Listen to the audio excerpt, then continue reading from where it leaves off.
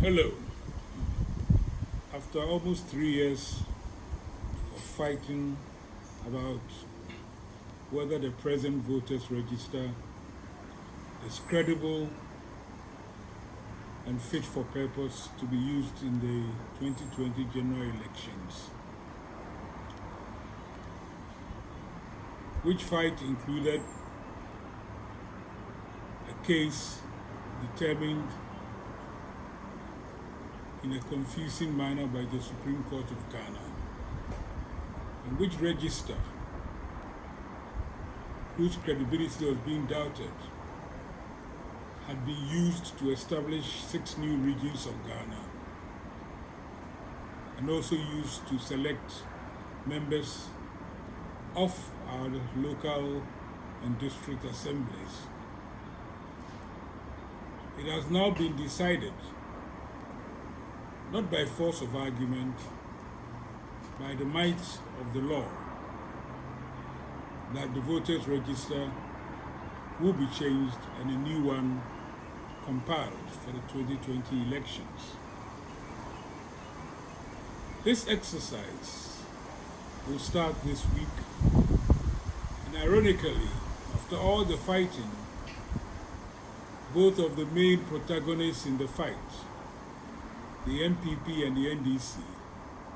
have resolved to ensure that as many of their supporters as possible,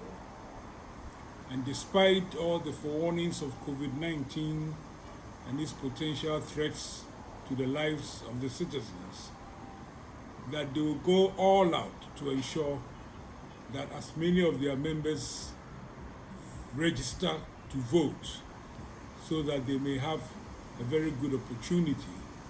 of winning the 2020 general elections scheduled for December this year. Whilst all this has been going on, there has been the parallel fight within the ruling party and the opposition, but more latterly the ruling party, to determine who the candidates will be to serve them in Parliament after the next general election. The primary election has been characterized by a high degree of internecine warfare, which has seen at the end of it 41 incumbent members of Parliament lose their seats to new entrants, mainly of appointee classes and favorite sons, to represent the party at the next general election. It's also been characterized by a very high degree of payments, or as somebody has put it, the auctioning of the seats that has involved huge disbursements of private gifts and inducements to the delegates who had to make the choice as to who should become candidate. At the end of it all, some disgruntled candidates have said that they should retrieve whatever they paid for the fact that they did not succeed. And it is very, very clear that unless efforts are made very quickly to repair the damage that has been done, this could have a very serious effect on the fortunes of the ruling party at the next election. And yet, you ask yourself, what is it in Parliament that people want to spend so much of wealth that they do not disclose where they got from, resources that you do not know where they came from, to induce people to vote for them so that they can represent the constituencies in the Parliament? What is in that Parliament? And more importantly, stepping back, what is in it for those who choose parliamentarians? Do they choose them on the basis of ability to serve the needs of the constituency? Or do they, as has always happened in the 1992 Fourth Republic, choose them on the basis of who can most satisfy their private greed at the time that the choice is made? Our Constitution says that we choose politicians to govern in our name and for our welfare. But I'm coming around to the view that for our welfare has to be examined, because for our reads in whose welfare. Because at the end of the exercise, which is involved a very fierce fight that will result in the general election, you ask yourself the question, the many ordinary Ghanaians who are not partisan politicians, who will go out this week and for the next 6 weeks to register to vote,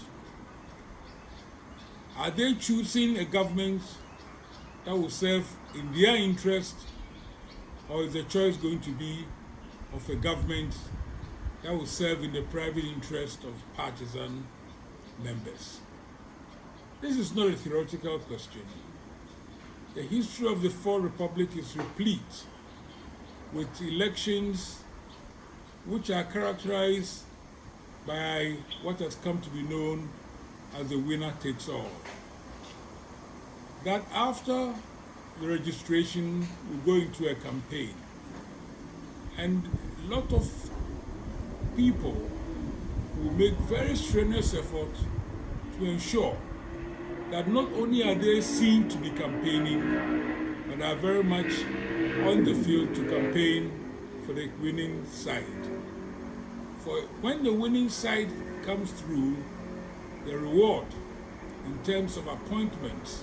as to whether they are fit for purpose or not, will determine the fate, the future, and the fortune of many, many people. It has become so gross that winning political elections has come with a massive transformation and disruption of the public services of Ghana, in which party apparatchiks are rewarded not for their qualification to serve in the positions in which they are being appointed, but the fact that they have faithfully campaigned for the party which has succeeded in winning the election. And the politicization of our public service has become so ingrained that it is eroding the confidence, the efficiency, the reliability of the public service to deliver goods and deliver services that serve all the people of Ghana and not just partisan interests of a few. And so it is that slowly, inexorably, and inevitably, we will all go out and register, and in December, ordinary citizens will vote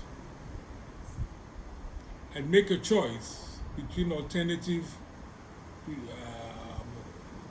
positions that claim that they will serve the interest of all the people of Ghana. But in reality, will choose political parties who will reward the few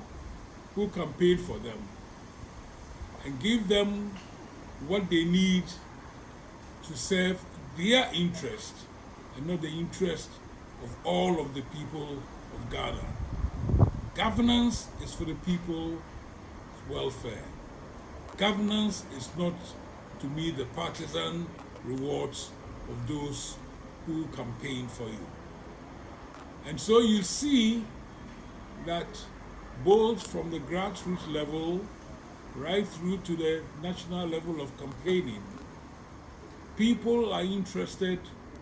not in campaigning for who can best serve this country,